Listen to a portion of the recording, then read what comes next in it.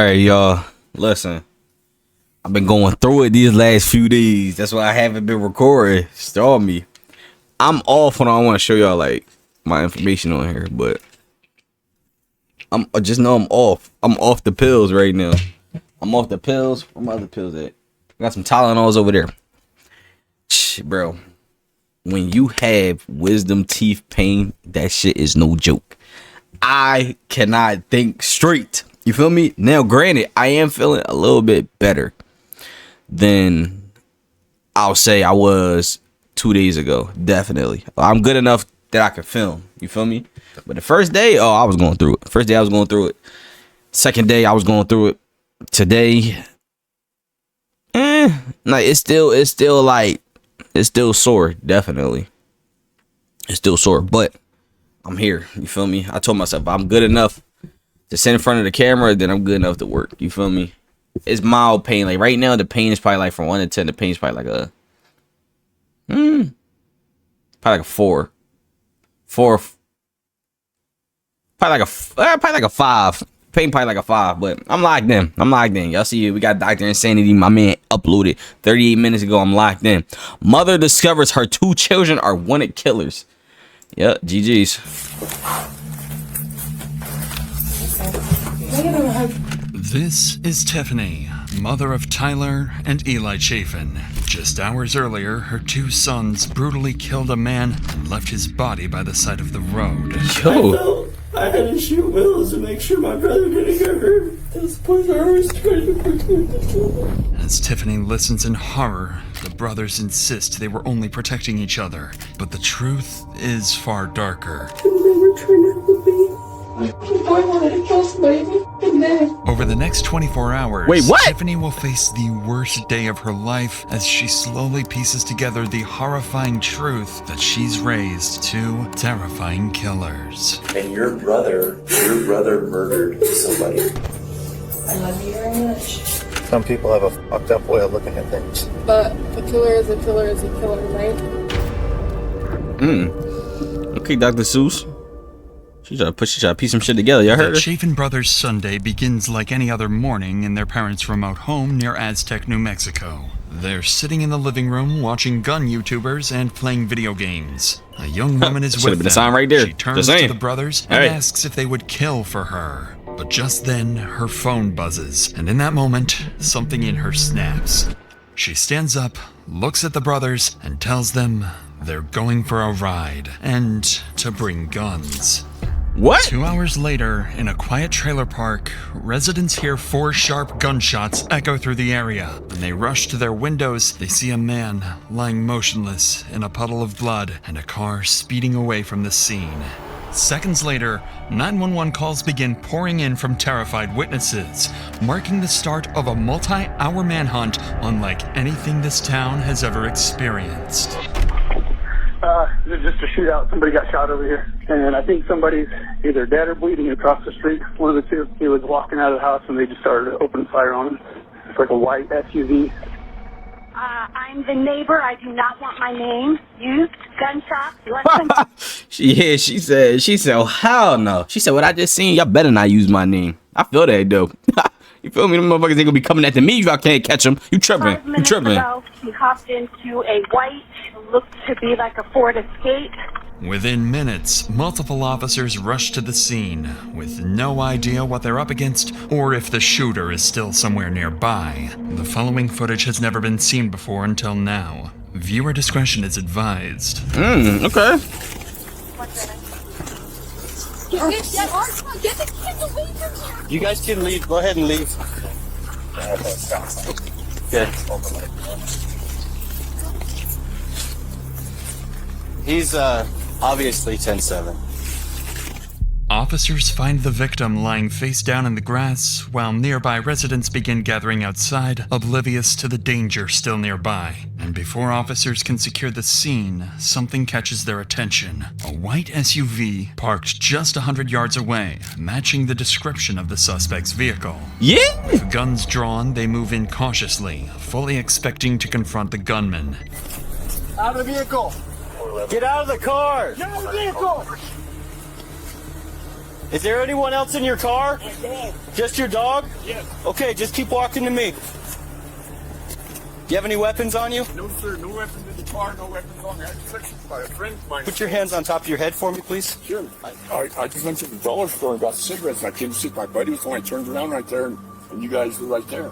The driver appears unarmed and at first glance seems like confused, more of a witness than dickhead. a suspect. Officers clear him, then move on to search his vehicle, but they find no guns or anything that connects him to the shooting.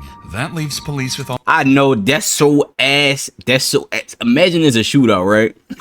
Imagine there's a shootout. You don't know nothing about it. You probably wasn't even in the area. Cops get there. You just happen to drive, and then you stop because you see the cop car right there. You're like, damn. And then they draw their weapons on you, tell you to get out the car. You're like, whoa, what's going on? What's going on? Whole time, your vehicle matched the vehicle that was just that did the shootout. I knew, yeah. It's like terrible timing, gang. I would have been like, yo, I should have never left the fucking house today. I should have never left the house today, almost bro. nothing to go on. Should have They never still left the don't house. even know the victim's identity. But that's about to change because the driver is about to give officers their first real lead of the day. When I pulled in there was a Blazer, almost like this, only a bigger one. The flashback. We got on the highway and he turned towards the Azcat. Okay. On the highway.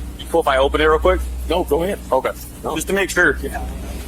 Witness said he saw a white Chevy Blazer headed eastbound on 38th. He said he saw it turning, going really quick on the back road and then turning to Aztec. More than likely, probably okay. With the help from witnesses, police now have a clearer picture of what they're looking for. Specifically, a white Chevy Blazer with gold trim that sped away. They look like the OJ car, man. Listen, them Blazers, bruh. Shit's never good. Never good. And determine the victim's identity. What they document here will become critical evidence detectives later use to secure a conviction. He's got a blood spot on his head. He may have one in his. He may have one in his head right there. Unless then one shoulder here, unless this is that part, you know, like that. Something caused him to fall forward, though. That's the thing. If this was the first shot, then he Yeah. goes forward, you know. That can't be the first shot, though, because that's on the back of his leg. He was standing up, facing this way, and the car was out here. Probably he turned around to take off running, maybe. He was walking They fired the rounds from the road. Oh, okay. He was walking this way. What if he was down? Somebody walked over, got to the edge, and popped him in the head. As officers study the wounds, something troubling starts to stand out. This doesn't look like a chaotic shooting, but it's more in line with a calculated execution.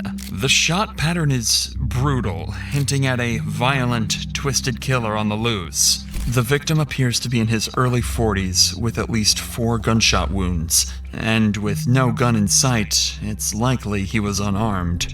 At this point, the officers still don't know his identity or what would drive someone to kill him so brutally. But that's when they notice something crucial. A trail of fresh footprints leading straight to a nearby house. With guns drawn, officers move in cautiously. After searching the home, officers find no one inside, but they do notice women's clothing and drug paraphernalia tucked inside the cupboards, along with family photos of a man who resembles the deceased victim, leading them to believe this is his residence. With the house cleared, officers step back outside to regroup and figure out their next move. They still don't know the victim's name, and they're no closer to identifying who shot him. So they split up to gather information from nearby residents, where they'll learn the victim's name and hear some concerning details about his life. Hi. Hey, by chance, did you hear anything? Yes, 3 shots. Who lives in this last trailer over here? Williams. Johnson. William Johnson? Yeah, he's 6 months behind on his rent.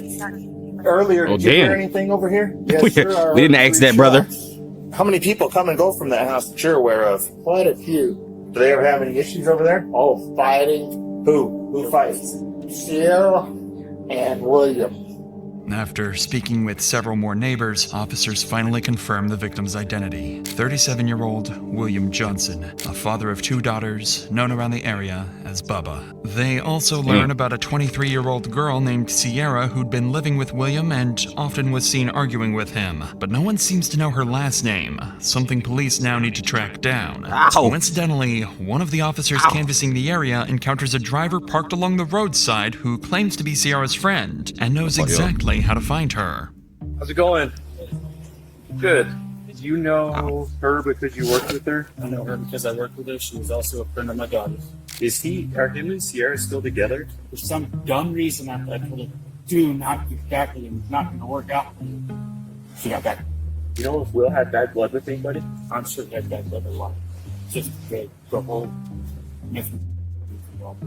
How do you know he was dealing I seen him. I witnessed it. to steal to sell to who? Sierra. Sierra's friend would go on to provide officers with her full name and phone number. 23-year-old Sierra Collins, Williams' pop this pimple, y'all. ex-girlfriend. When detectives arrived to begin their homicide investigation, they quickly realized they're already familiar with Sierra. Her record includes several drug-related offenses and even a restraining order she filed against William himself. She had recently completed a rehab She program, broke it, though. was trying to regain custody of her son, and was working towards becoming a teacher. With her name confirmed, the investigator decides to call her. Well, At I'm glad this that shit ain't point, work all out. the detective knows about Sierra is that she's William's ex-girlfriend. He simply wants to ask her about William and has no reason to believe she's involved in anything. But that will change quickly once she answers the phone. But before we get to that, you know those times where you're not feeling right or have some weird symptoms you're not really sure what they are? The hardest part for me Don't is tell me. Don't tell me. and to get investigation I don't care. where the detective is about to Right call now. Sierra and discover she may know exactly how William ended up dead. I'm sorry, is this Sierra? Yeah, who's this? This is Detective Strange, the sheriff's office. I was trying to get a hold of you. Are you available right now? For what? I just have some questions I'd Kinda busy. I really would like to speak with you. It involves William. Oh, shit. Like, it's very, very important. You can't meet with me for literally 20 minutes because I really need your help. Right now? Yeah, if you can. Can I call you back? Yeah? How long do you think roughly? I'll call you back in 10 minutes. Sierra hangs up but calls back shortly after, ultimately agreeing to come to the station. Unknowingly, the upcoming interview with Sierra will blow the case wide open, put the Chafin brothers on the run as armed fugitives, and trigger a dangerous multi-hour manhunt. Keep your right hand up with your left hand only. Open the door and get out. So, I don't think I could help you. Not today, anyway. okay. And that's fair.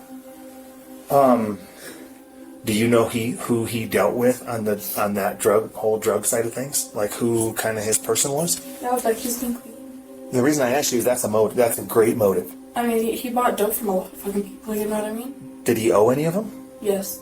Okay, who did he owe? He owed the landlord money. Well, I know he owed the landlord. I talked to him this morning. I mean, anybody to the point where you think they would want to kill him? Like, why would someone want to murder him? Like, we're not here to play games. We're not here like, maybe he's dead, maybe he's not. He was murdered this morning, and I'm calling you so that you can help me, okay? I'm not here to get you in trouble. Obviously, he's not in trouble. He can't be in trouble. Because regardless of whether you agree with what he was doing or not, or trying to help him or whatever. Get money, bruh. Why'd you guys break up? Can't get his anger under control. Was he abusive to you? Yeah, but when it was good, it was good. Sierra starts crying almost immediately, but the detective can quickly tell it isn't genuine grief, more like someone afraid of getting into trouble. Seeing this, he shifts the conversation to William's phone. Officers had found it at the crime scene earlier, believing it might contain crucial evidence. The detective brings it up to see whether Sierra is willing to help unlock it, something she would do without hesitation if she truly cared about William. What's the passcode for William's phone? Don't tell me you don't know, because I know that you do. I know that you know.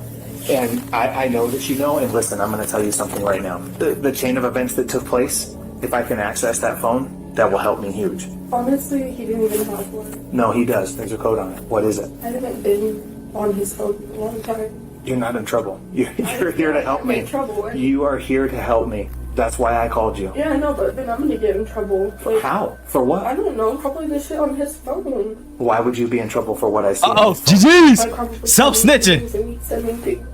I brought you here because I know that in your relationship, I know you love him. 1128. Like, how do you know that? That's the day that we met.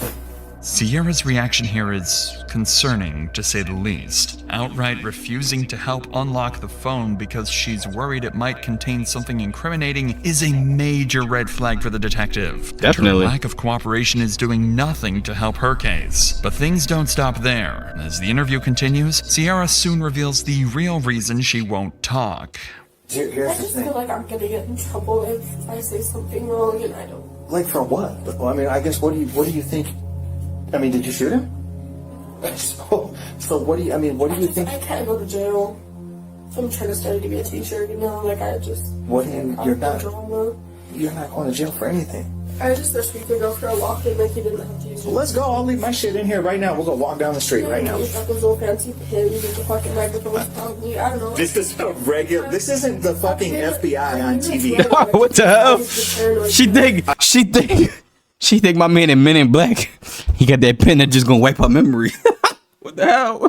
What's going on here? This camera right here. This is the only camera. My phones are right. I will leave all my shit right here. We go for a walk right here. Even though Sierra admits she knows who killed William, she refuses to say it inside the interrogation room. So the two agree to go for a walk, and the detective leaves his body camera behind as he escorts her outside, hoping she'll finally talk.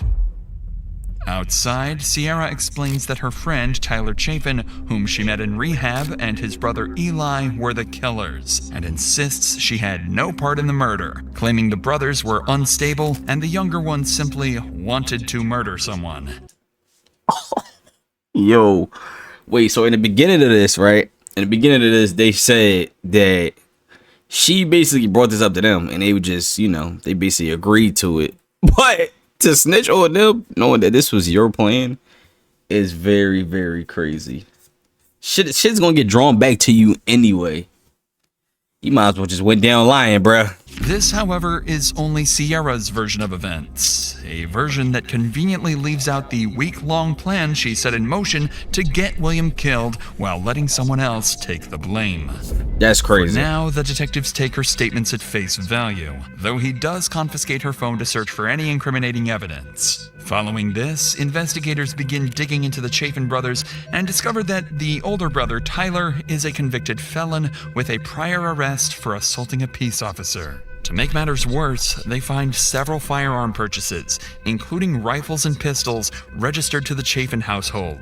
With this information in mind, the brothers are officially considered armed and extremely dangerous, prompting SWAT to join the multi-county manhunt. SWAT team! At the same time across town, the brothers are already packing their guns and getting ready to flee, convinced that Sierra has already betrayed them. SWAT teams move toward the Chafin's residence, planning to ambush the brothers at their parents' home. The goal is clear: apprehend the suspects with no casualties. However, nothing about what happens next will go according to plan. Damn, 1 hour. Damn, I thought they was gonna give us like 5 or something. The vehicle just left, so Sam, we're just gonna be cutting along. Armed and ready, SWAT races to the address. They set up surveillance on the roads surrounding the residence, waiting for the suspects to either arrive or make a run for it. Once officers arrive, they immediately surround the home and begin attempts to draw the brothers out. You ready? Got it. Move. Got it. Open the front door. With your hands open and empty. Do it now. All residents of Skyline County Sheriff's Office. With your hands open and empty. Do it now. Yo, imagine being asleep hearing that shit. Successful attempts to get the brothers to surrender, SWAT begins preparing to breach the residence. Yeah, this door should be easy to breach. Okay. It wiggles a lot. If you just fucking boot it, go ahead. Okay. Well, we got the 2 steps here. Okay. Cheers! Search warrant! Have to make sure. Search warrant! Another breach? Yep. Lovato to command. Successful breach. Looks like a den. Goes into a dining room, possibly kitchen. Need one? Need one? Shotgun. Yeah. Need one? Yep. This is weird, yeah. Let's move that. Yeah, they going, I ain't gonna lie. To the right, and then there's that corner to the left. Through it through. Plywood here.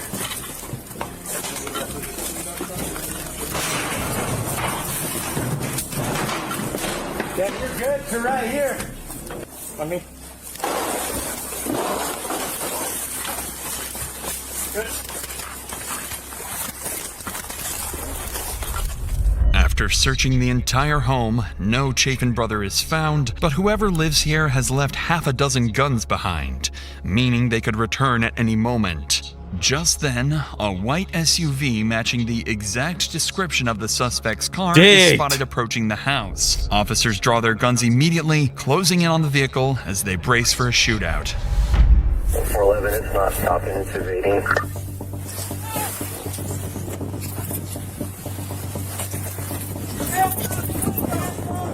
Okay. Keep your right hand up with your left hand only. Open the door and get out. Put your hands up. Turn around and face away from me. On your knees. Hands on top of your head. Hands on top of your head. Keep coming back. Keep coming back. On your face. On your face. On your face. On your face. All clear? We've got 2 in custody, 6-33. Officers successfully arrest the brothers and find an AR-15 rifle in their car, a reminder of just how deadly this confrontation could have been. They are then placed together in the same police vehicle to be taken to the station. This is a deliberate move. The car is equipped with a microphone that might capture the suspects coordinating a cover-up. The smartest move for the brothers would be to stay silent, but the police aren't dealing with the brightest. What they're about to say will give investigators all the ammunition they need for the upcoming interrogations, and a chilling glimpse into the twisted minds of these killers.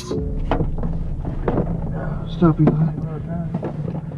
Okay, so I gotta reach down here. Yes, sir. Don't kick me, please. Did you say hi to Mom? Huh? Did you see Mom? Yeah. Coming with me. Alrighty, guys, hang tight, alright? Yes, sir. When you get to the jail, don't tell them that you want to commit or anything like that, alright? Okay. Me and you are going to go to the same cell block. Okay. We'll be together and I'll show you how to do jail shit. I don't have my gun anyway. What? They knew it was over, though. They knew it was over. That's crazy. He said, we're going to be on the same block. I'll teach you how to do jail shit. That's crazy. Okay. Where's your dad? Yeah. Very good. What's he doing, too? He's got his pistol in his crotch or something stupid like that. So whenever they had gotten to the places to take him out, yeah, he had pulled that shit out of it. Like, something. On the way to the station, Tyler, being the older brother, immediately takes charge, telling Eli not to cry or bring up self-harm and to stick to their story. From this conversation alone, the detectives can already tell the brothers won't be easy to break, especially if they stay together. So once they arrive at the station, the brothers are immediately separated. From this point on, neither will know where the other is or what they've said. The detective assigned to interview the brothers is Detective Decker, who served with distinction and was recently promoted to sergeant. Decker's goal is to provoke one of the brothers into slipping up and contradicting the other, a strategy aimed at uncovering what really happened. Eli, the teenage brother who allegedly pulled the trigger, is the first to be interviewed. But once they sit down, Eli instantly starts bargaining and asks for something the detective could have never seen coming. How you doing? Good, how's it going, man? Not too bad. How old are you? I'm 19. 19.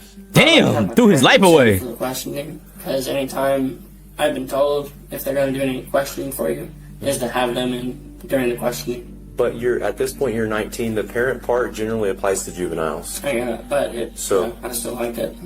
Detective Decker is baffled. Eli is 19, legally an adult, yet he still insists on having his mother present. Decker already senses how messy this could get. Any parent with even basic instincts would tell their kid to ask for a lawyer immediately. But with no other choice, he escorts Eli back to his cell, still weighing the pros and cons of calling the mother. In the meantime, the detective moves on to interview Tyler, who will prove to have a very different strategy, one the detective won't catch on to right away. So,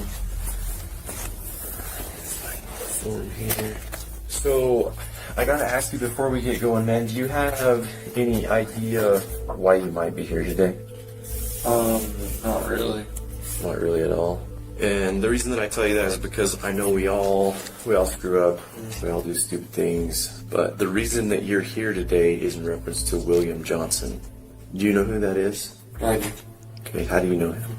I met this girl. He was like her ex-boyfriend or something like that. What girl did you meet? Her name was Sierra. How long have you known Sierra? 3 weeks. So just recently? Yeah, just recently. What the hell? Yo, I don't know if that's true or not, but if that is true and he only met Sierra for 3 weeks, and she said she wanted to do some ish like this, and they agreed to it. You lock these motherfuckers up, bro. Lock them up. IOP together. What is that? Yeah, intense outpatient treatment For alcohol and drug use. Oh, they met at like a drug circle, like a rehab center. No, they get in a circle, so they talking about problems and shit. That's where they met at. Talked about him here and there. Have you ever met William? I haven't. Never? Tyler shows no real reaction to what Detective Decker just said, instead playing completely oblivious, as if he has no idea why he's even sitting in an interview room. But underneath that act, the pressure is already cracking through, because Tyler already suspects Sierra has sold them out. He just doesn't know how much investigators have against him and his brother. Seeing this, the detective decides it's time to plainly lay it out and make sure Tyler understands that he's here for murder. A revelation that immediately sends Tyler scrambling to improvise. So like I told you, I'm here to talk to you about William Johnson. So what happened? So William Johnson was murdered. Dead. Yeah, dead. So I'm gonna be straight with you, man. I'm afraid to beat around the bush. She was hanging out with us and we went to the storage place over there kind of by where he lives. We went to the storage place and she said, hey, let's go over here real fast. I want to check out my car. So went over, drove in next. He gonna say she killed him. Dude came out and started approaching the vehicle. I then grabbed a .22 pistol and pointed at him and told him to stop. He got up in my face. I hit him with the pistol. As soon as I hit him with the pistol, he had something in his hand. I don't know what it was, but he got me in the head. We went to the ground. As soon as we went to the ground, he went for my pistol, and as soon as he went for my pistol, my brother shot him. Where were you at in the vehicle? I was in the passenger side. It was when the tussle happened, and whenever he went for the pistol was whenever he got the shot. On the ground, getting my ass beat, and getting about damn near got the pistol taken away from me. Bro, you don't got nothing on your face. I know they gonna have to bring that up, right? I know they're gonna have to bring that up. You ain't got no scars or nothing, gang. You talk about getting your ass whooped. I don't know about that one. I don't know about that one. Got shot with my own gun. He seen Sierra, and I don't know what his intentions were. From what I've heard, abusive or whatever. I didn't know we were going to his house. I just thought we were going to go look at her car. Right away, Tyler doesn't stick to the plan he rehearsed with his brother and instead confesses to the shooting, trying to frame it as self-defense, believing it will protect both of them. However, in doing so, he ends up fully implicating his brother Eli. Whether intentionally or not, remains to be seen. Yeah. And while his explanation may sound reasonable for now, the brothers have no idea that the gunshot pattern on William's body tells a very different story. Yeah, right? One that's not consistent with self-defense, but execution. Do you know what the hole in his back tells me? You know what's that? In looking at the way that bullet hit his back, is that he was already laying face down when that round was fired. See, and whenever I heard the first round, I saw. So that hole in his back, you think that was the first round that hit, or what do you? I don't know. I know my brother uses hollow points, and I know those make holes. Yeah. What was he saying? He wasn't saying anything, he was just screaming. This is making noises. The guy really loves me. He didn't want me to get hurt. Even though Tyler doubles down on the self-defense claim and seems regretful, the evidence gathered so far points to a far more cold, deliberate violence rather than two frightened kids defending themselves. Detective Decker knows this, and Tyler's tearful explanations aren't convincing him otherwise. But instead of being confrontational, Decker decides to simply let Tyler keep talking, allowing him to dig the hole deeper for himself and his brother. Yeah. It's fucking scary, man. To see it. Just to fucking see it, I would have never imagined. What do you think should happen to you? I didn't want any of that to happen. I never had intentions to shoot him. I never tried to cock the pistol back and shoot him with the pistol. And I don't want to feel like I'm telling on my brother. But I don't know how he fucking did it. He's always had an interest in guns and shit. And we always worried about him. And I think today was his day for him to use his gun. didn't want that to happen. I didn't want that to happen. Damn, just threw his brother under the bus like that? Seen after the whole ordeal. He seems really fucked up. He kept crying. He kept telling me that he thought it was me. He said he didn't want anybody to hurt me. He kept saying he loved me.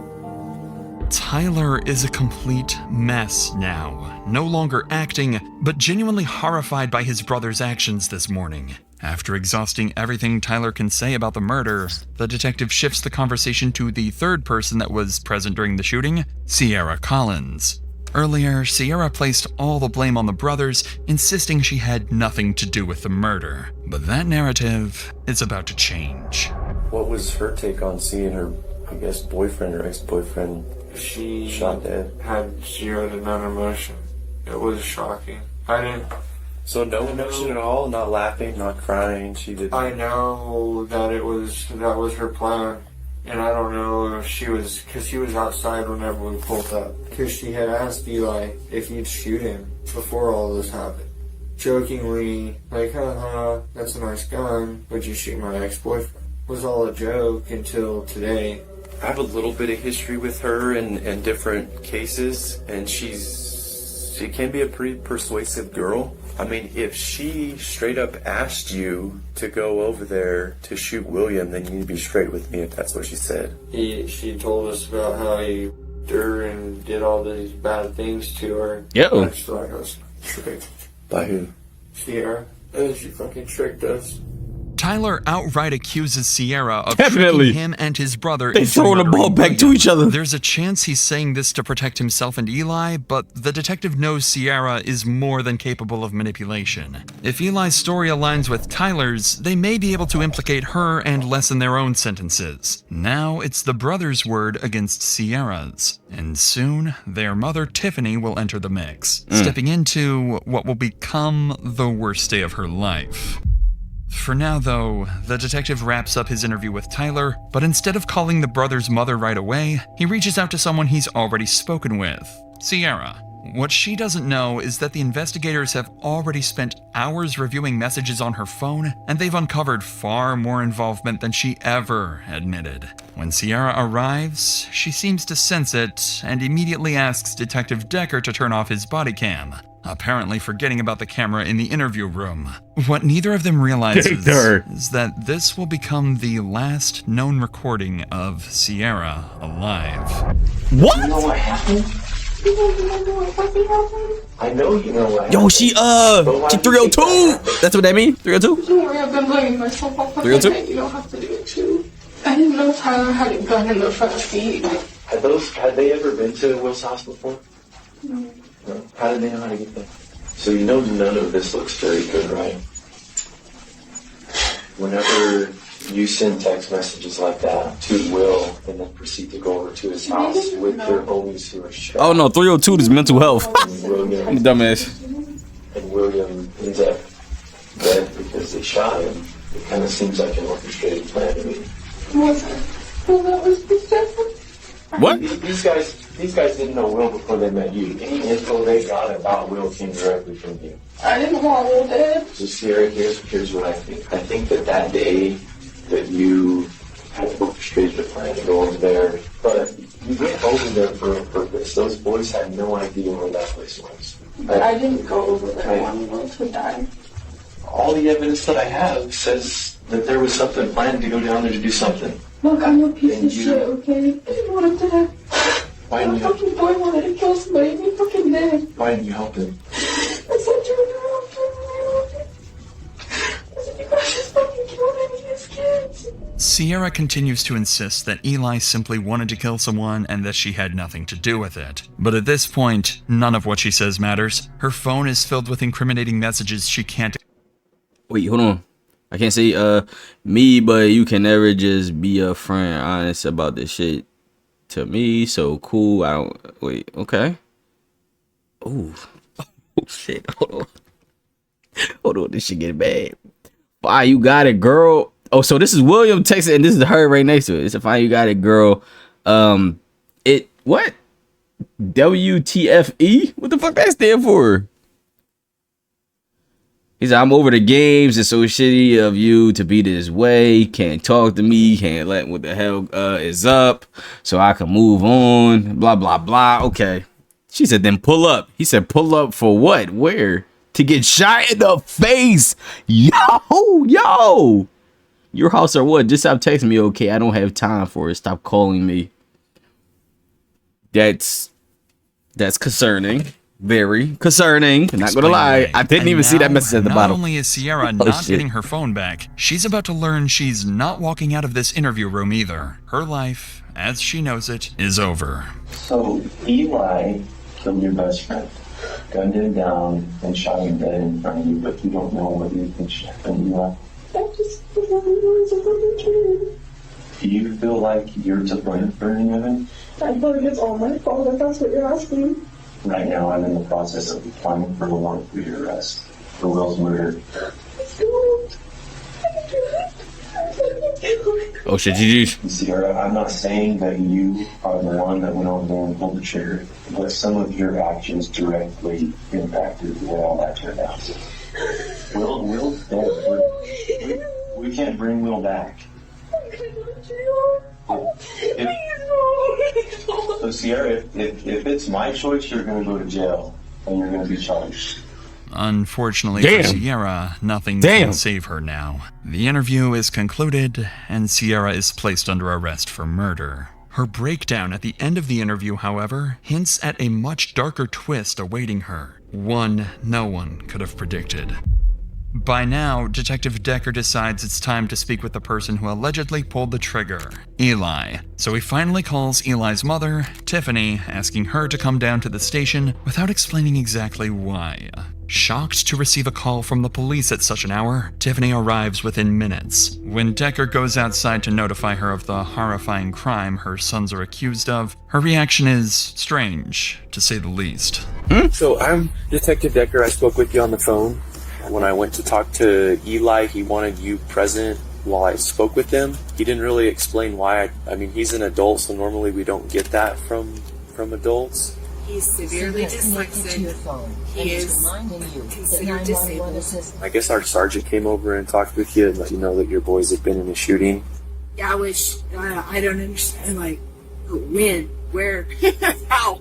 Clearly, Tiffany's reaction isn't what the officers expected from a mother whose sons are accused of murder. Yeah, she laughing and shit. Yeah, like I asked him too. I ain't gonna lie. Tiffany to be present during. She laughing and shit. It's like the whole family up. Eli, jail. This lady. I forgot what her name is. I forgot her name already. Jail. The other bull, I forgot his name too. Y'all, I'm losing it. I go like it's these pills I'm taking, bro. I can't think straight. I'm slurring over words. You feel me? Too much going on. Sierra, jail. Eli, jail. This mother in the pink jacket, jail. And then the other bull too, jail. You feel me? Like the whole family up.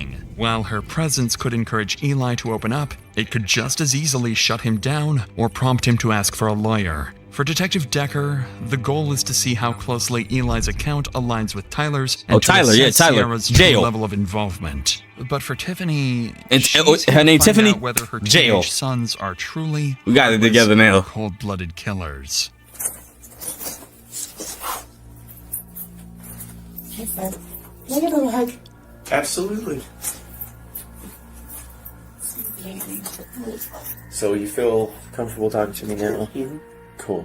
So just to be straight with you, I don't like his face, yo. Here today I don't like his face. In reference to William Johnson. He got the Aeropostale on. I see you though. I have no clue who that is. No idea. No, sir. Clearly, Eli is sticking to the story he and his brother concocted, completely unaware that just hours earlier, Tyler had already given him up. Tiffany did mention that Eli is severely dyslexic and considered disabled, so there's a chance he isn't lying, but genuinely unable to recall names. But Decker is about to find out whether that's true or if it's all an act. So, and you graduated high school? Yes, sir. Was that easy? Yeah, it was pretty difficult, especially with how COVID was, and then the computer. I was better learning in class than over a laptop. You said you didn't know that. I have no clue who it is. Have you ever heard the name before? Will. Okay, so have you heard of Will Johnson? No. No? No, sir. Just Will? Just Will. And who have you heard that name from? Probably, I don't know how to exactly say her name, but it's like Sia. I just barely like recently met her through my brother, and they've been just like hanging out and stuff. But that's just all I know them. What about the name Sierra? Does that ring a bell? Just the fact that I know her with my brother. What did y'all do today? Oh, we just like hanged out and watched TV and played video games and stuff. Didn't really do too much. I was actually there today, if I might add. Yes, ma'am. I was there today, and I can even tell you the times that I was there, and they were also there. What time did you leave? Yo, mom, don't incriminate yourself. Try protect your homies. I mean, try protect your son. Yeah, fucking real. Cause I don't think that she know what they did. So like, oh yeah, actually, I don't think that she know. Maybe I don't know, but I don't think that she know what they did. For Serena, I don't know how to say her name exactly. She had gotten a call, and she told us that it was a detective or something. And we were like, okay. Sierra ever talk about her car? She had mentioned it being possibly strapped down or taken apart and then scrapped or something. Mm-hmm. But besides that, I don't know. Where did she say where her car? No, I have no clue where it is. It turns out Eli does know about Sierra, but he doubles down on playing dumb, just as he and Tyler planned. At least for now, he's holding out longer than his brother. Tiffany also seems to be backing up her son, reinforcing the very risk the detective anticipated when allowing her into the room. This is when the detective decides to ask Eli about his fascination with guns, something that will lead to an unexpected outcome, causing Eli to slip. Do you have a driver's license? No, I do not, but I've done some driving on my Xbox. Do you own any guns? What? The fuck? I do, but I have it as a hobby. I am not aggressive. You want to know what I own? I own, the first gun that I did get was a 22. It was a TCR, and then after that I got a 12 gauge Winchester. It's like a cyst pump. I have my Saint, which is an AR-15. I got it kind of pretty decked out. I'm really proud of it. I just do it for hobby and also for self-defense and home defense. Nah, gang. This man shooting an AR-15 with one hand. I know y'all seeing this right now. I know y'all seeing this. Lock his ass up. He's too trained. He's too trained. AR-15 with one hand? Bro, are we seeing the same thing here? They ain't doing that. Ain't doing that Under Armour slides, gang. He's up to no good. He's up to no good, bro. Like, what? Do you? Shit is powerful, bro. Bro. I don't think I've been to a gun range. I've held an AR-15. That shit is heavy, gang. And he's doing that shit with one arm. Nah. I do. That takes years of practice. It's my parents' handgun.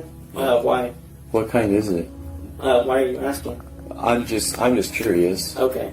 It's a Ruger. Does the 22 even have the, what's the thing that you put the bullets in? No, it's like a round thing where you put the bullets in. Oh, the one that you have is a revolver? Yes, sir. Does it have the cylinder in it? As far as I can see, no, it doesn't. It's put away in their closet. Maybe it hasn't had the cylinder in it for years. Yes, sir. Okay. Do you have any that are broken? I do. I have a little bit on the bottom of it is broken. Oh yeah, the trigger guard. Yeah. Yeah. How did that get broke? I had dropped it getting out of the car or something. The detective notices how quickly Eli insists he isn't aggressive, a strange thing to emphasize unless you know you're being accused of something serious. So he plans to press Eli on that point, prompting Eli's mother to jump in and defend him. You said something kind of struck me weird a minute ago, Eli. When I asked you about guns, you said you had them, but that you're not aggressive. I'm not. Why did you feel like that was important to tell me? It's just something to throw out there, you know? He's a very timid guy. He's actually been abused and bullied all of his life. So he's always wanted to have a gun for protection all of his life. I try to prevent a fight than is to provoke a fight, you know what I mean? I got zero tolerance for bullies, so I completely understand where you're coming from on that. I don't tolerate it. He's been seriously bullied. The detective believes Tyler and Sierra likely put Eli in this position and knew he was going to shoot William, despite their claims to the contrary. But just as Decker builds some rapport with Eli, he shifts gears completely and confronts him with his brother's confession. Was Tyler in any fights today? So I already know. I already know. Listen, I already, Eli. I already know that means yes. Who was he in a fight with? Can I tell the full story? I would love the full story. Okay. Because I feel like I'm trying to pry bits out of you. No, I'm sorry. And I know, Eli. I know that you know why you're here and why I'm talking to you. Protect yourself and tell the truth. It seems the pressure is working, and Eli decides to tell the truth. Though his mother encourages him to cooperate, she has no idea that what she's about to hear will change their lives forever. Damn. Will kept on calling, and she had a fear him either pulling up on her because she had mentioned him about beating her up and a number of different things. We had went over as to get his phone. I told her, like, let him know that we're gonna come and get the phone is to get the personal items off of it. And as soon as we had pulled up, he had stuck his head out the door and was already just screaming things. And he had come out in the front yard, and what's he gonna do? Is he gonna break a windshield? Like, what's his next move? So I got out of my car with my rifle and told him to stop, quit approaching, stay where you are, stop moving. My brother got out of the car, and Will had hit my brother, and somehow my brother got this gash on the side of his head. They both fell over, and because my brother, he'd gotten out a revolver, the revolver that we were talking about. I don't know why he had it, but I noticed that he had dropped it. Will was going for the revolver, so I shot Will, and we were super shooken about it. Oh wait, they're kind of telling the same story. So did that really happen? Unless they went over it. Oh, you might have went over it. They might have went over it. So, but in my that's why I can't be a detective. I would have let these motherfuckers free. I didn't want Will to get the gun. I shot Will. I didn't have intentions of killing him. I just wanted to get the phone and leave. But it turned physical, and I felt I had to shoot Will to make sure my brother didn't get hurt. Those boys are always trying to protect each other. Is he alright? No? No, he's dead. Oh my god, Eli. Damn. I'm sorry. I didn't want to kill him. Eli breaks down and begins recounting what happened. With each sentence, Tiffany struggles to listen as her son describes how he committed murder, something no mother ever wants to hear. But even as this tragedy unfolds before her eyes, she clings to the hope that her sons acted only in self-defense. That's a belief the detective is about to challenge. I already talked to Tyler. He told me he never lost possession of the handgun. He maintained it in his grip the entire time he was there. Okay. He never dropped the gun or anything? No. Well, I assume then at that point Will was going to pry the gun out of his hands because they're both on the ground. GG's. Oh my gosh. Detective Decker, you are the GOAT. They got this man changing up his goddamn stories. Yeah, GG's, y'all. GG's. It's over with. It's over with. One of them's got a gun that's like a freaking revolver. Yeah. One of those easily accidental guns, besides like a Glock. So look, Eli, here's the problem that we're gonna run into, okay? So you and Tyler went over there, but you went over there with guns. For self-protection, for protection of myself, because she had even already mentioned that he had kidnapped her and he had beat her, so I wasn't looking forward to getting beat. So you went over there to teach Will a lesson. No, I didn't want to go over there and kill Will. But you wanted to teach him a lesson. Why would I want to teach him a lesson? Because I just wanted to take... he Sierra and he beat her. He had nude photos of her. That's her personal business. I don't like girls. And obviously she gave him... What? Wait, did I hear that correctly? He had nude photos of her. That's her personal business. I don't like girls. And obviously she gave him the address. He said that shit's so smooth, y'all. What the fuck? Directly there. If somebody's attacking me, what the hell? Doing physical harm to me or my loved ones, then I may do something about it.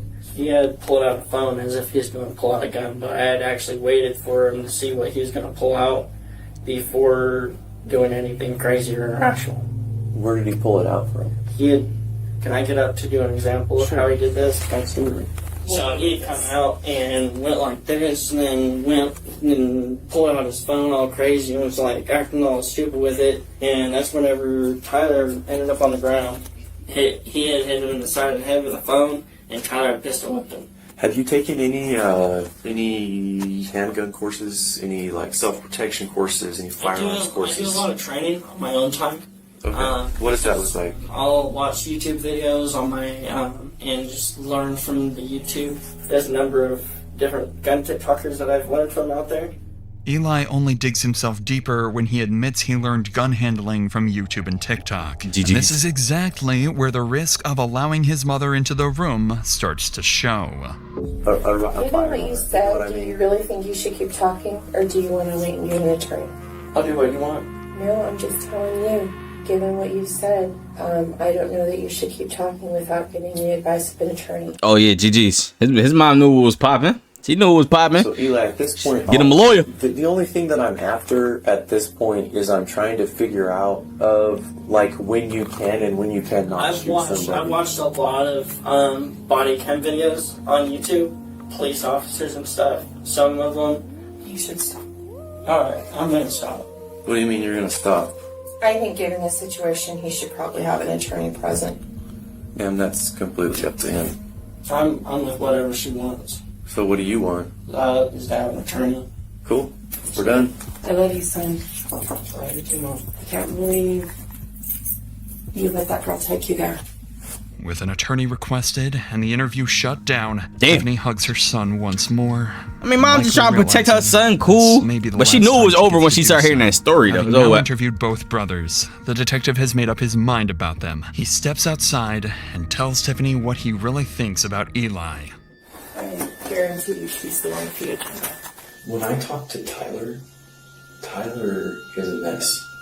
Eli he's got a different attitude. It's almost like he doesn't care. I've watched these two protect each other. Tyler used to watch Eli get bullied and watch him get beaten with a school computer. Can I ask you another thing? Is Tyler here? Yes. Can I see him? Give me just a minute. I just want to give him a hug and tell him goodbye. I'm here to tell you. When I do it this time, I came in here to give you a hug. And tell you to get a public defender. Oh, get a public defender. Oh wait, so they getting public defenders and not actual lawyers? Oh, GG's. GG's. Very much. No matter where you are, no matter what, I will always love you. That's okay. I love you, Mom. I love you. Bye.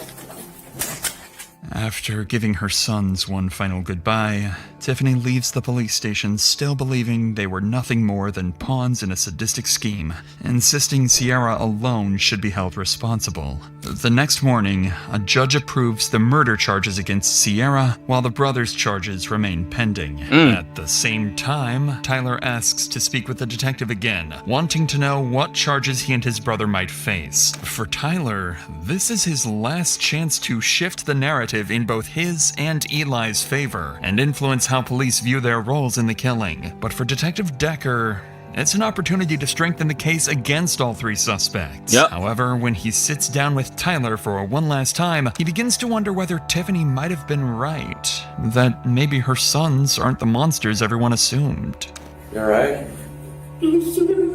What did you want to talk about today, Tyler? I just wanted to tell you that we were set up, that we didn't know where we were going, that we were just going to go see your car, and that's as far as my understanding was.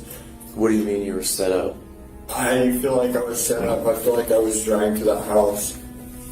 I feel like I was used from the beginning with. She had told me she wanted him dead, and I said, oh, I'm not the guy for you. I never offered, I never said, hey, I'm going to kill this fucking guy for you. I don't know what the fuck's going on, man. So Tyler, I'll tell you right now. I tell you right now, I don't disagree that you may have been set up. Tyler maintains his self-defense story, however, this time he's far more adamant about Sierra's role in everything that happened. But there's something else Tyler wanted to speak to detectives for that he didn't mention up front. Earlier, Tyler was allowed a brief moment with his brother Eli, giving the two just enough time to compare what they told police. Now, Tyler has figured out the one major inconsistency between their stories, something he believes will help their case. I wanted to talk to you guys. I didn't have full control over that weapon. Over which weapon? That 22. GG's. I do believe I dropped it. So I asked you yesterday if I had full control over the weapon, and you said yes. I did. And then I even double checked again. I asked you. Yes, sir, you did. I asked you. I said, so it stayed in your hand the whole time, and you were absolutely sure it was GG's. in your hand. And that was just a pride. That was my GG's, pride. bruh. So how did you get the gun back in your hand? And went back and found it and picked it up.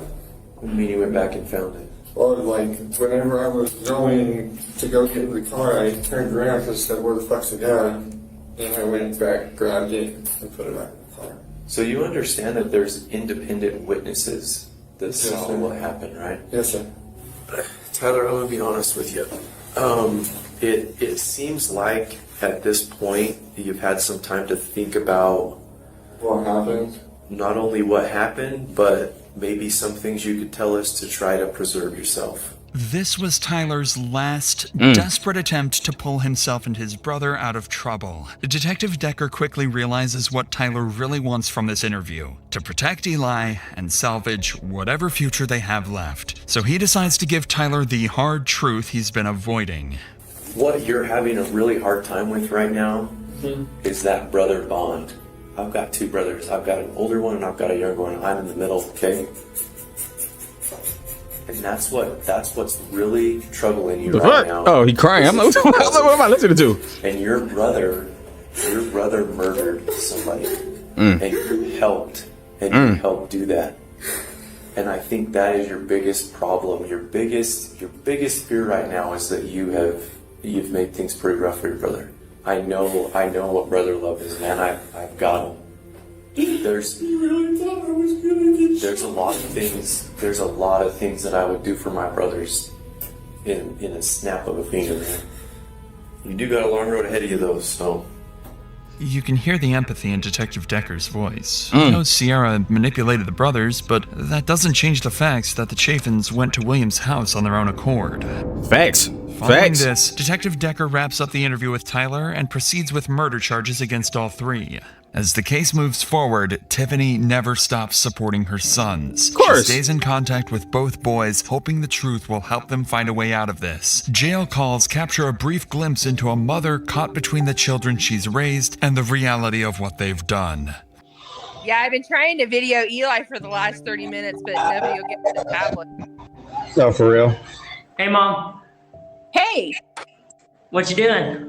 Oh, not much. We only have a few minutes. I bet they'll cut us off at 9. But you doing all right? Did I wake you up? No, I'm doing pretty good. I'm just hanging out.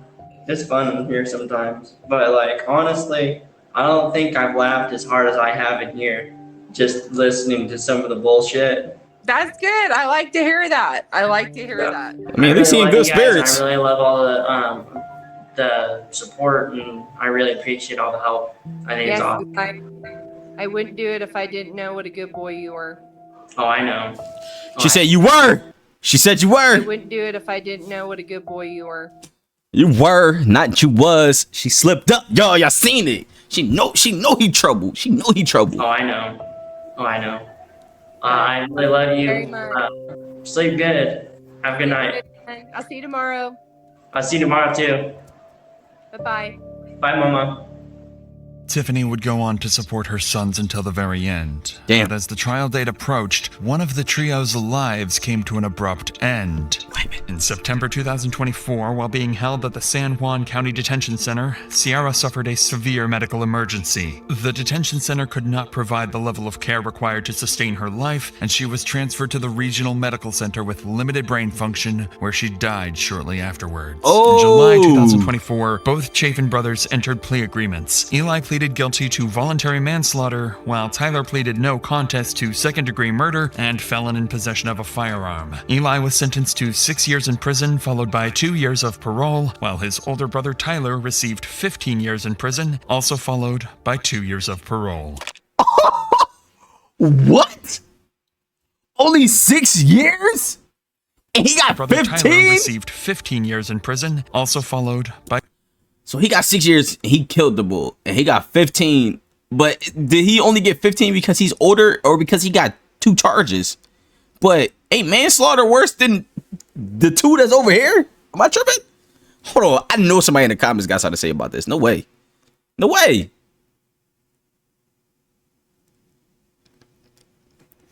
No way. Nobody saying nothing about the sentences? No. Wait, so he's 19, 20, 21, 22, 23, 24. So he'll be 25. He'll be young when he get out of there. And I forgot how old this motherfucker was. I forgot how old he was, yo. I forgot how old Tyler was. Damn. I ain't gonna lie, y'all.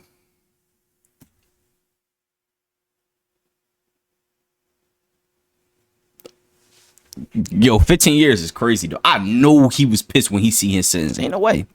He got 6 years. He gonna knock those out. He gonna knock those out. 2 years of parole. He gonna knock that out, yo. He gonna knock that out.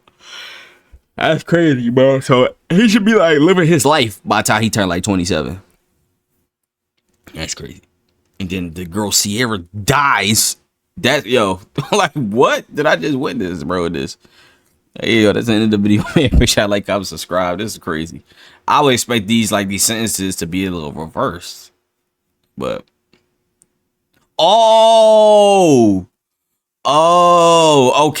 okay. I'm a little stupid now. He is a felon. I forgot that he got arrested. So, you know, once you arrested, I guess you can't own guns. Okay, so maybe that was if he didn't have a gun and he wasn't a felon, then they probably would have both got probably like 6, right? So, or close to the same sentence. Okay, makes sense. Yeah, love y'all, man. Catch y'all next video, bro. We out.